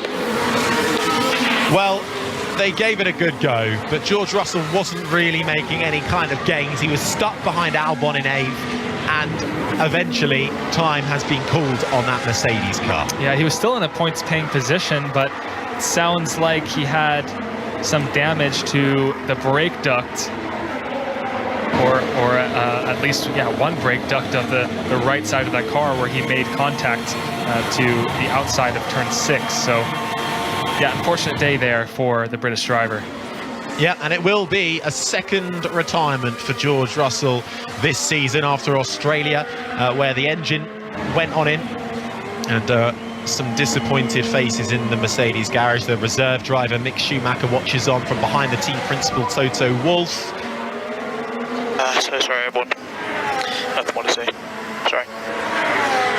And he's apologising there, Ollie, because it was driver error that has led to this. A rare mistake that we see from Russell.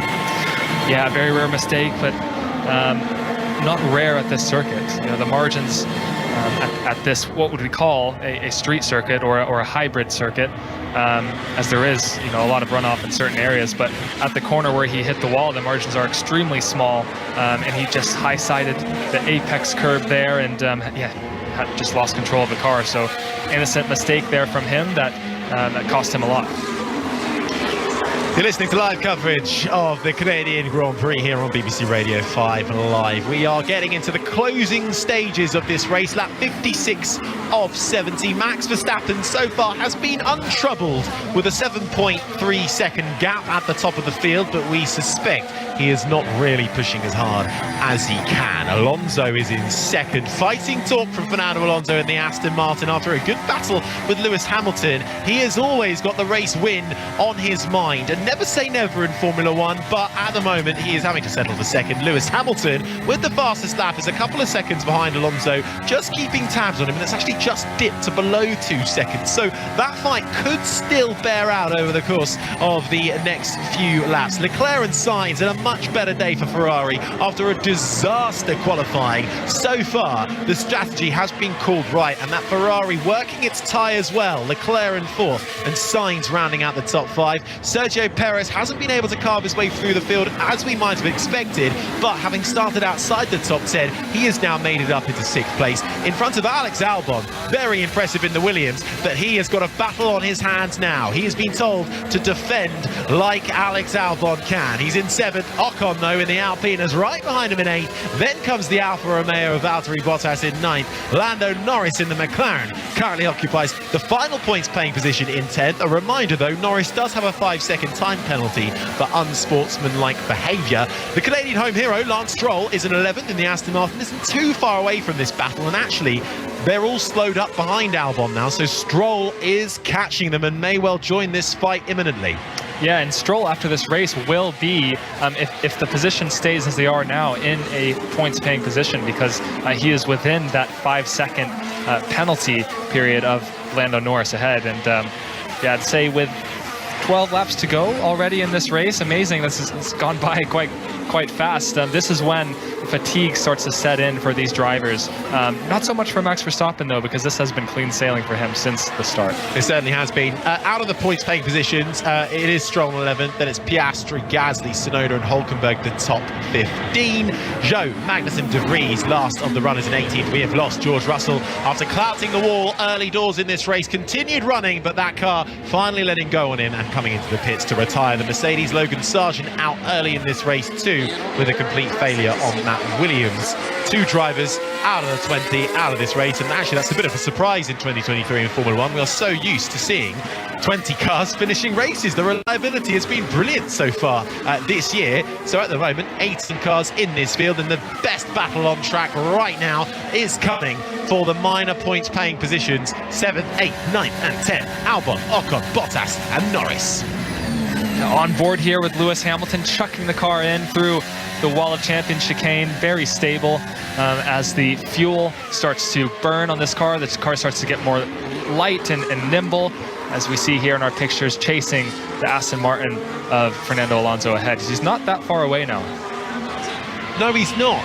It's now gone down to 1.4 seconds, the gap between Hamilton and Alonso for second and third. So Hamilton is closing in on Alonso here for second. This fight is not over yet. We're just over 10 laps away from the end of this race, and I'm saying that is game on for the podium positions. Yeah, both on a different tire compound. So Fernando Alonso on the hard, Lewis Hamilton on the medium. I'd imagine if he's able to mount an attack, he's going to have to get it done quickly, because that medium is not going to last as long as the hard in front. So we've got a good battle for second and third between Alonso and Hamilton. The battle's still raging on for 7th and 8th, specifically between Albon and Ocon. This is the sound of Esteban Ocon on the podium already this year in Monaco. Alpine looking like they've had an upturn in form. And Ocon certainly spearheading the Alpine team right now after Pierre Gasly's rough run of form. Gasly down in 13th, Ocon up through the gears, through the trees, under the bridge that takes you into the braking zone of the right-hander of turn number 8. Then you come out through 9, and it's a slight curved straight, which brings you into the heavy braking zone of 10. Grandstands to your left, to your front, and to your right. The 180-degree full wheel lock corner. Second gear out through 11. The DRS zone becomes available. Down the back straight we go, but it's line astern for 7th, 8th, 9th and 10th at the moment. Nobody's quite close enough to make a move. Yeah, watching the helicopter shot here of these 4 drivers, Esteban Ocon trying to get around Alex Albon in front, and very impressed with the straight line speed of the Williams. And we heard that over the radio transmission from engineer to driver, Alex Albon used that straight line speed to your advantage to keep the cars behind, and that's exactly what he's doing.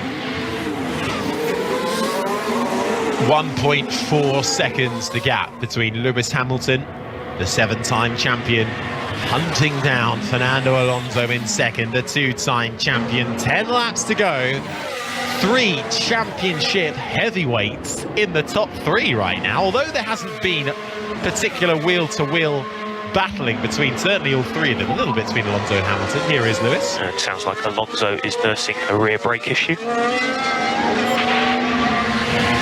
So that is going to give Hamilton a little bit of incentive there to push that little extra. Is Alonso in a slightly wounded Aston Martin?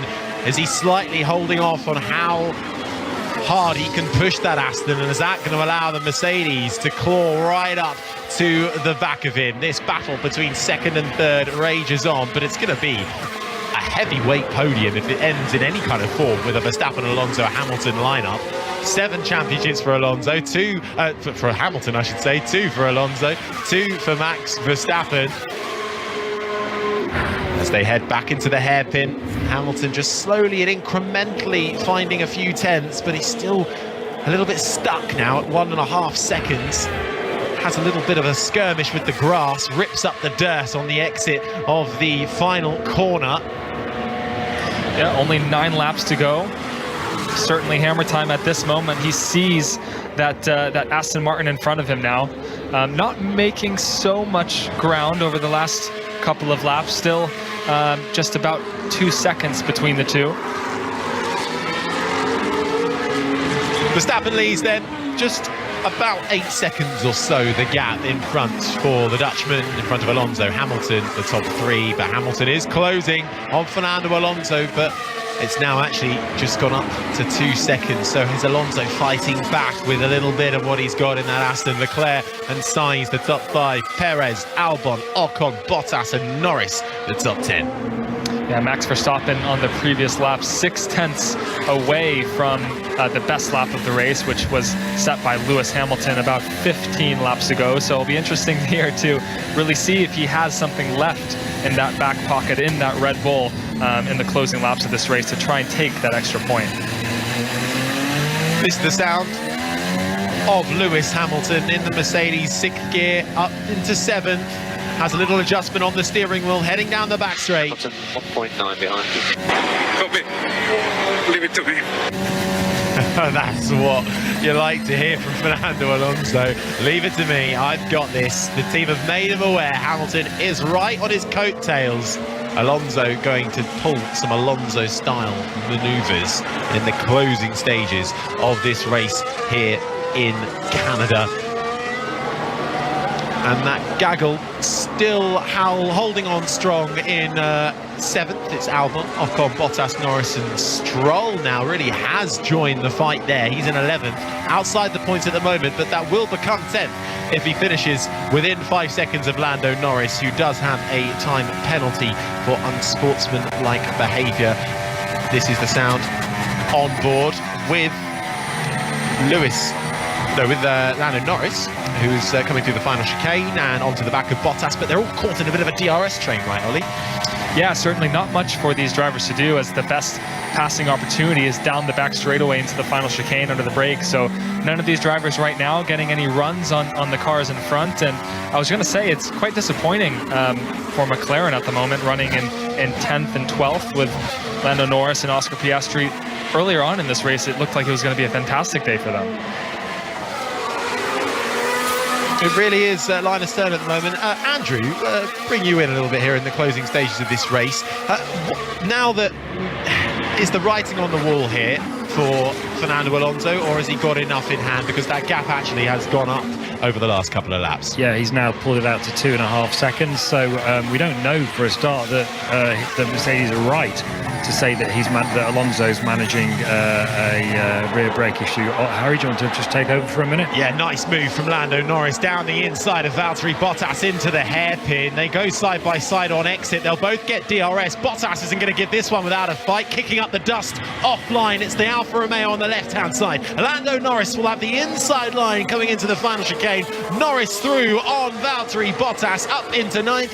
Bottas down to 10th, and now has to look at his mirrors because Lance Stroll, with the Canadian home hero right on his tail, tries to find a way through, closes right up to the back of Bottas through turn 2, but Bottas might be able to hold on to this one for the time being. So it's Norris 9th, Bottas 10th, Stroll still on 11th.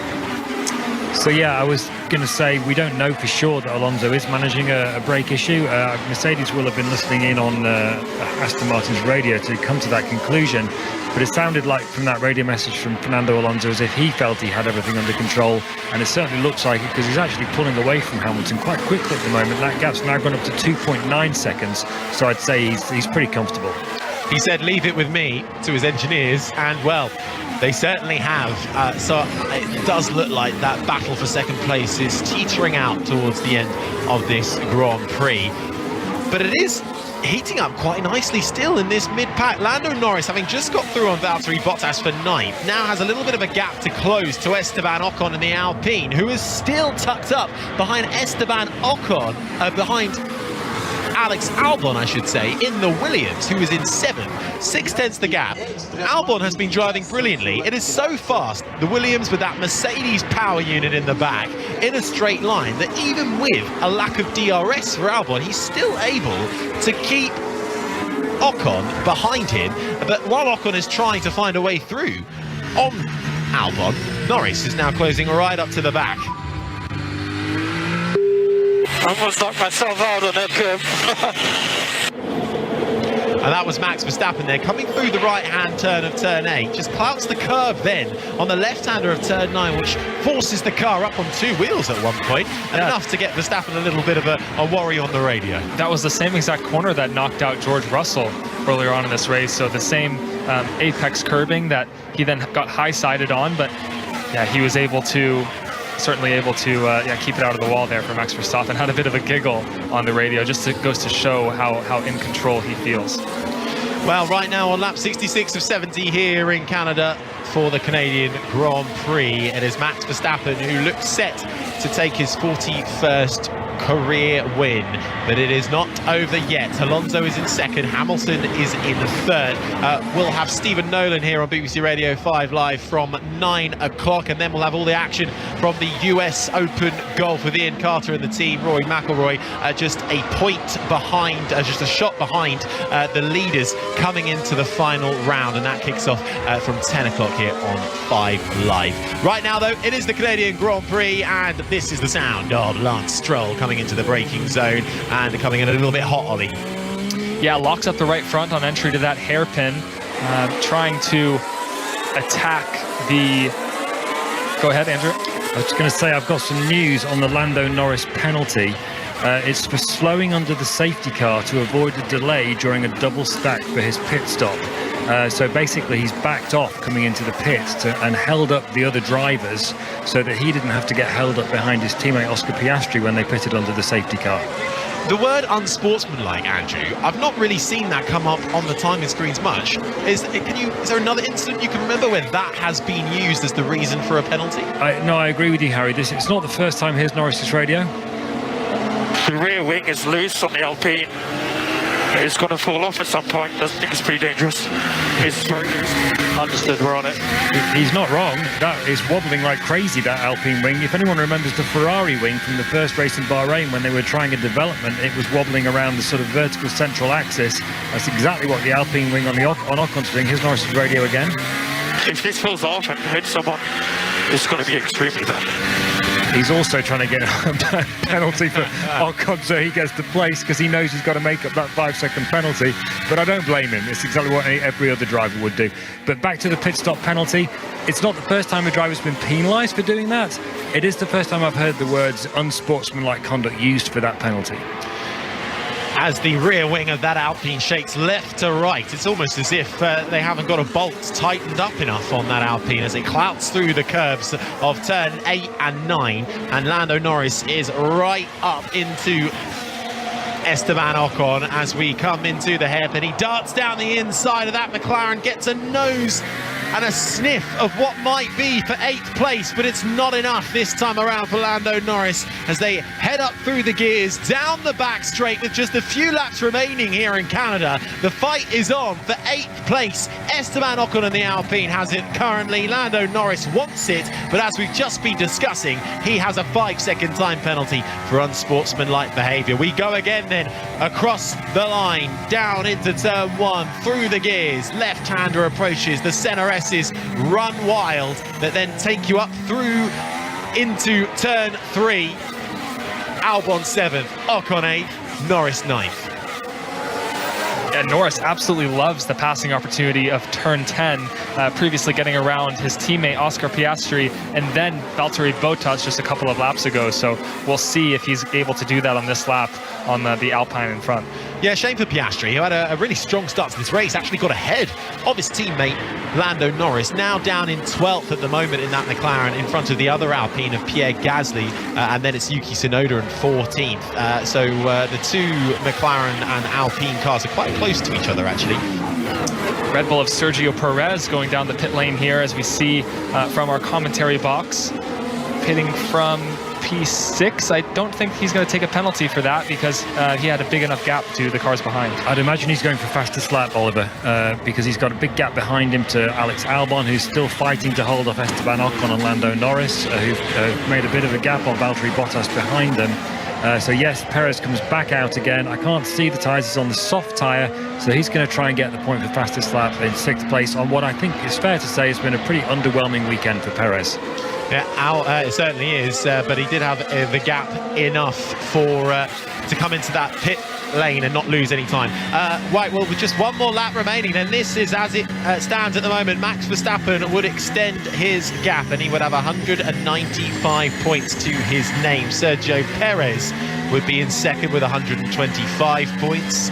And then it would be Alonso in 3rd, Hamilton 4th, Carlos Sainz gaining a place and up into 5th. In the Constructors, Red Bull would have a whopping 320 points. Mercedes still occupying 2nd and 3rd. The big gainers really would be the Haas up into 8th, and the Williams would actually fall down a place, down into 9th ahead of the AlphaTauri. So we'll see how that all unfolds, because Albon is still in a massive fight for 7th here with Ocon and Norris. But so far it has been sublime, Ollie, once again from the Dutchman, Max Verstappen. Yeah, with the Mercedes of George Russell falling out of this race, it's a massive blow to Mercedes' fight with Aston Martin in the Constructors' Championship, with we see Lance Stroll having a horrid home weekend. Just on to the back straight then for Max Verstappen.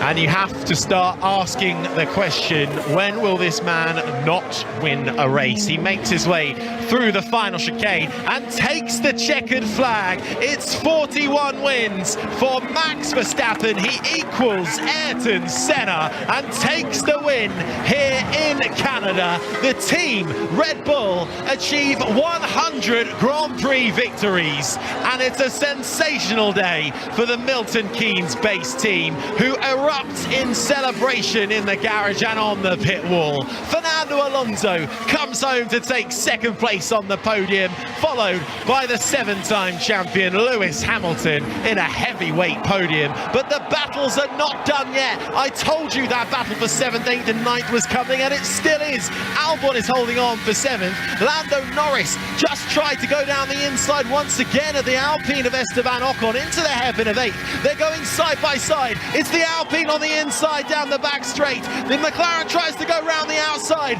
The Alpine forces him wide. Ocon will hold the position. Norris has to take to the runoff. Ocon crosses the line into 8th. Norris will have to settle for 9th. He will have a 5-second time penalty applied. Lance Stroll in Canada, just behind him in his home race, rounds out the point scoring positions. He left it late, and unfortunately for Lando Norris, it didn't quite pay off. It did though for Verstappen. Max, another good day at the office. Yeah, not bad that. And also 100 win for the team, so that's a great result. Yeah, well done, mate. That is, as you say, a century for the team. So fantastic, and thank you for producing that race victory for us today. Well done, mate. Yeah, it was maybe not our strongest track with the conditions, but it's still a very good result. It's all good. Well, Max Verstappen there saying it all really. And Ollie, was it ever in doubt, really?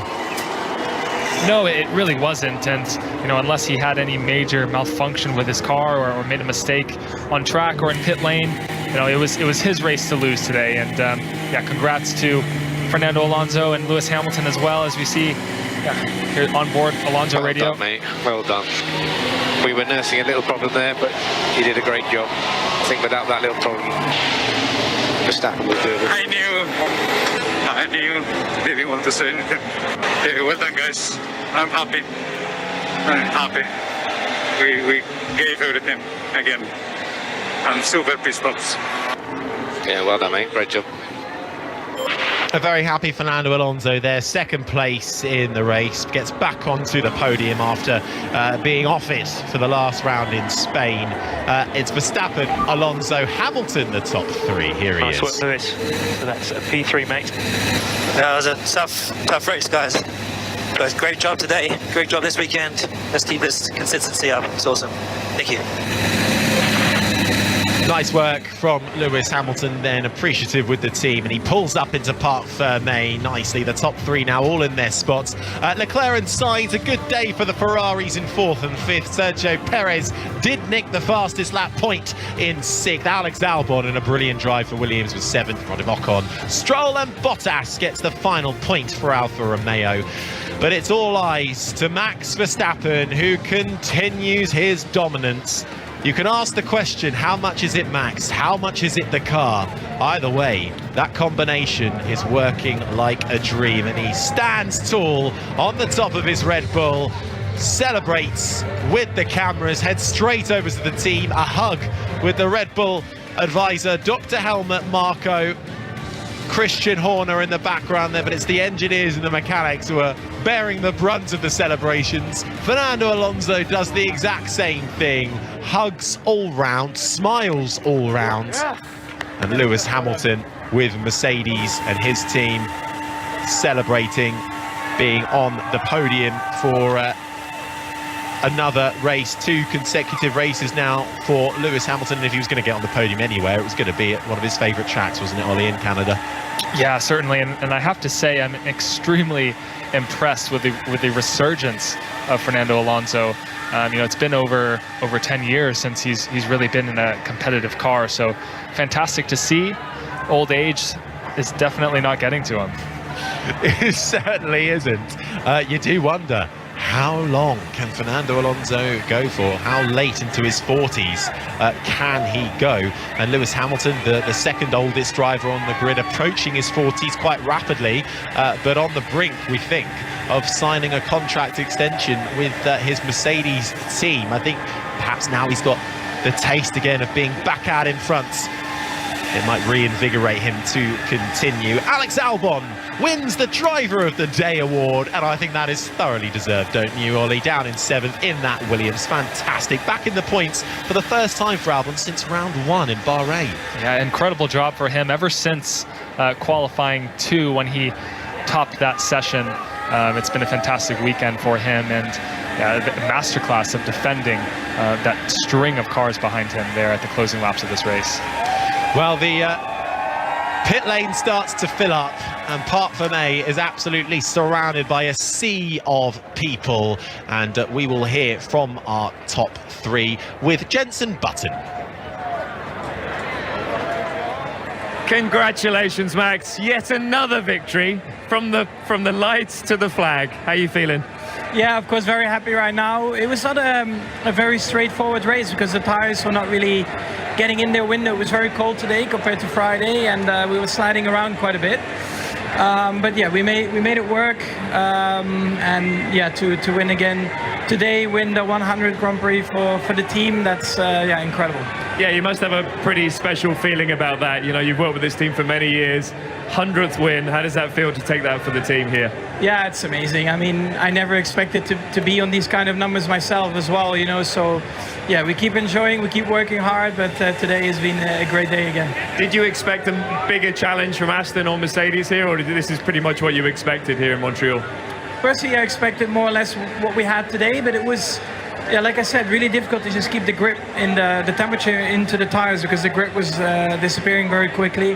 That's why maybe the gap was not that big, but yeah, we had a few safety cars here and there, but yeah, overall we won. That's the most important. And lastly, this is always a very special race to come to.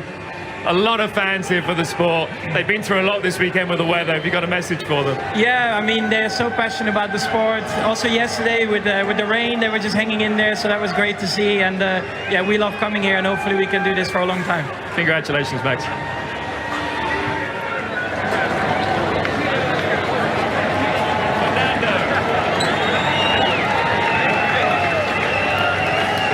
You've got a few fans here, Fernando. Was that the race you expected? Probably, yes. I think we were hoping to challenge a little bit more the Red Bull, but we lost a place at the start with Luis, and then, yeah, it was a battle with the Mercedes, and Luis was pushing all the race. So I didn't have one lap where I could relax a little bit, so it was an amazing battle. It was lovely watching 3 multiple world champions going at it, and you had a good little tussle with Lewis out there as well. Yeah, I mean, at the beginning I had a little bit more pace, and at the end I think Luis had a little bit more pace, and yeah, it was tough. It was a very demanding race, you know. All 70 laps of qualifying today. We heard you had a few issues. You had to do a little bit of lift and coast. It's always frustrating because you want to push maximum. Was that a fuel issue or was that a rear brake issue? I don't know really. They didn't tell me, so maybe it was not to make me worry too much. But I don't know. I felt the car okay, but I was just following the instructions. So yeah, hopefully that means that we had a little bit more pace. So next one, putting more pressure on Max. Cool. Cheers, Fernando.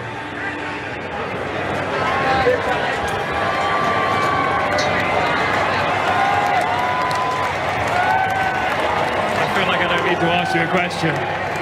These guys are doing it for us, and a lot of support here for Formula One, a lot of support here for you, Lewis. This has always been a pretty special track for you.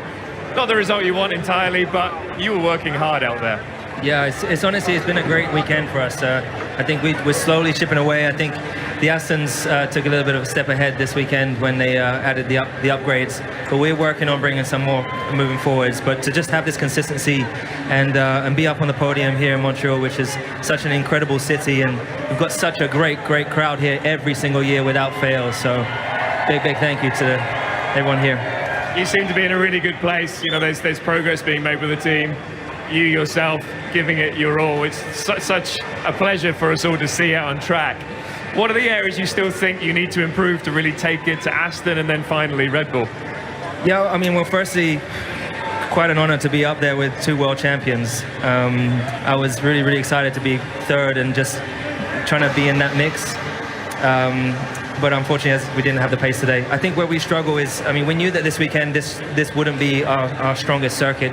as we struggle in the lower speed corners particularly, and that's really where I was losing to Fernando and to Max just on traction out of turn 2, out of pretty much every corner. But we've got a lot of work to do, just add rear downforce to the car, but and a little bit more efficiency. But we're chipping away, as I said, and I do believe we'll get there at some stage. But yeah, Max was a little bit gone, but I think our paces are a little bit closer today, so we're going in the right direction. Great work. Thank you, Lewis. Thank you. Thanks, guys. Well, great to hear there from our top 3 with the 2011 Canadian Grand Prix winner Jenson Button. The longest race that was in Formula 1 history, over 4 hours. Not quite as long a race today, but myself and Ollie have made our way out from the commentary box into the paddock, and we're positioned quite nicely just behind from the media gaggle here in the media pen, opposite the FIA scrutineering garage, right at the far end of the pit lane, seeing the drivers come straight in to have their interviews. Esteban Ocon comes out now with a wry smile on his face. Happy days for him in the Alpine. But Ollie, actually, the biggest smile, forget the top 3, the biggest smile and the applause from everybody here came from Williams and Alex Albon, just reinforcing how brilliant that result was for them. Yeah, so interesting to see the difference in emotions between all these drivers funneling into the media pen. Certainly Alex Albon with the biggest smile and the biggest applause. Fantastic drive from him, driver of the day. Like I said, a defensive masterclass, and yeah, I could pick out Nick de Vries and Sergio Perez, Lance Stroll, all with a little bit sadder faces walking in here. Well, it's still good news for Lance Stroll, at least. He gets a couple of points for his efforts, especially with the 5-second time penalty that was applied to Lando Norris for unsportsmanlike behaviour. I've just seen him. I'm on my tiptoes, just having a look over the cameras here, see Lando Norris answer some questions. He doesn't look too disheartened. Sergio Perez is stood right next to him, though. An interesting race for the Mexican. He was starting in the mid-pack, down in 12th place. Managed to make hay up into 6th without pit stopping and really going hard, but he was stuck behind the 2 Ferraris, but didn't really make as many gains as we thought he would in that Red Bull. Did you expect him to finish higher? Yeah, certainly, and Andrew made a valid point. You know, if that was Max Verstappen in that car trying to run through the field from that starting position, you know, he certainly, we think, would have made bigger gains. He did end up getting fastest lap of the race there at the end with a new set of tires, and yeah, he's not very happy, I don't think, seeing that gap in front grow to Max Verstappen in the Drivers' Championship, because, you know, it was only a couple of weeks ago where he felt that he could really fight for this thing. Absolutely. Well, we're just seeing Lewis Hamilton having a chat with Max Verstappen in the cool-down room as they put their caps on and take a glug of water after quite an intense race. It was really quite sticky and muggy at the start of this race, but the wind has picked up and there is a little bit of a chill in the air as well. It's still quite grey and overcast above us, as already tyres are being wheeled out from the back of the garages and being taken away to be cleaned. Nico Hülkenberg, I can see in the distance, already signing caps and walking straight off down to Haas. A frustrating day for Nico Hülkenberg in the Haas, and Kevin Magnussen embroiled in a bit of an incident with Nick de Vries. Nothing came of it in the end, and Hülkenberg, despite having an amazing starting position, Ollie, it was kind of written on the wall that he wasn't going to stay there, but they'll be disheartened to see that Williams were able to get 7th. Big points, 2 fierce competitors, those two, Williams and Haas. Yeah, it seemed like this race today was very hard on tires, which is absolutely not a strong suit for those 2 Haas drivers. I was hoping that Nico Hülkenberg could hold on and finish in the points-paying position. I think he deserves more than that. You know, more than where he finished today. So after a fantastic qualifying effort yesterday in the wet, yeah, difficult day for them. It certainly was a difficult day. Should we have a little chat about the Ferraris as well? Actually, a decent day for them. They started off Friday running in the dry, in the very little dry running we had, looking quite strong, quietly impressive. Leclerc saying this is the best Friday start to a Friday we've had in a long time. Leclerc ended up in 4th, Sainz right behind him in 5th, both pretty much on top of each other, but any kind of fighting was negated by the team. They weren't going to get into that. Strategy actually paying out for them, considering how horrible qualifying was for them. To get a 4th and a 5th is good damage limitation for those 2. Yeah, he said that's the best the car's felt in a long time, but still the gap to the cars in front today, the Aston Martin, the Mercedes, the Red Bull, I mean, there's still a lot of time to be had. Well, that's good news for the Ferrari, but the podium celebrations then are underway. Fernando Alonso makes his way out. So too does Lewis Hamilton up into the second spot, but it will be Max Verstappen who stands on the top step of the podium, his 41st career win, as we get the Dutch national anthem.